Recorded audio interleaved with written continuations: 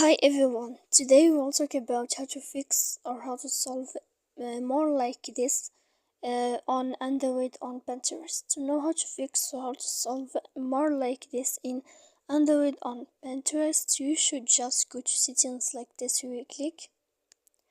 After that, in this page, you will go to apps, default apps, app settings.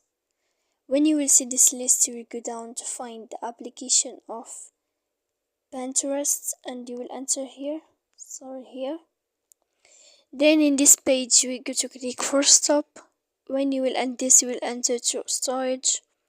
After that you will click clear cache. Then you will go to click clear data. And when you will end all this stuff, as you see here, you can turn off your Wi-Fi.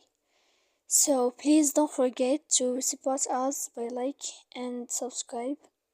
See you next time in another video and thank you for watching.